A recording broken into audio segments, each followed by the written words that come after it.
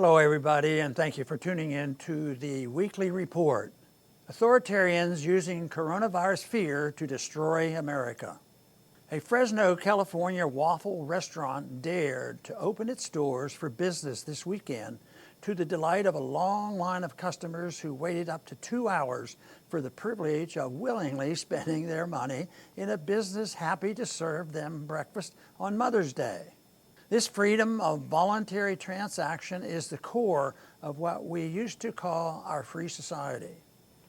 But in an American paralyzed by fear, ramped up by a mainstream media that churns out propaganda at a level unparalleled in history, no one is allowed to enjoy themselves. Thankfully, everyone carries a smartphone these days and can record and upload the frequent violations of our constitutional liberties.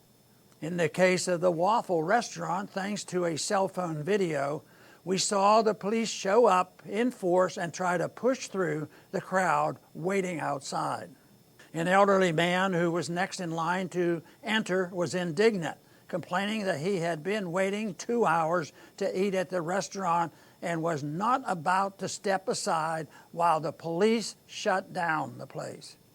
The police proceeded to violently handcuff and arrest the man, dragging him off while his wife followed sadly behind him to the police car. It's hard not to be disgusted by government enforcers who would brutally drag an elderly man away from a restaurant for the crime of wanting to take his wife out for breakfast on Mother's Day. A virus far more deadly than the coronavirus is spreading from Washington down to the local city hall. Tin pot dictators are ruling by decree, while federal, state, and local legislators are largely stand by and watch as the U.S. Constitution they swore to protect goes up in smoke. Politicians with perfect haircuts issue executive orders that anyone cutting hair for mere private citizens must be arrested. In Texas, a brave salon owner willingly went to jail for the crime of reopening her business in defiance of executive orders. To add insult to injury, Governor Greg Abbott very quickly condemned the 1-week jail sentence of salon owner Shelley Luther. But the officers who arrested her were only carrying out Abbott's own orders.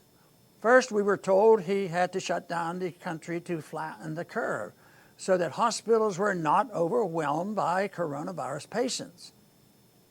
When most hospitals were nowhere near overwhelmed, and in fact were laying off thousands of healthcare workers because there were no patients, they moved the goalposts and said, we cannot have our freedom back until a vaccine was available to force on us or the virus completely disappeared, neither of which is likely to happen anytime soon. Many politicians clearly see the creeping totalitarianism but lack the courage to speak out. Thankfully, patriots like Shelley Luther are demonstrating the courage our political leaders lack. When Patrick Henry famously said, "Give me liberty or give me death," in 1775, he didn't add under his breath, "unless a virus shows up." If we wish to reclaim our freedoms, we will have to fight peacefully for them. As Thomas Paine wrote in 1776, "These are the times that try men's soul. The summer soldier and the sunshine patriot will, in this crisis, shrink from the service of their country. But he that stands by it now deserves the love and thanks of man and woman." Thanks for listening.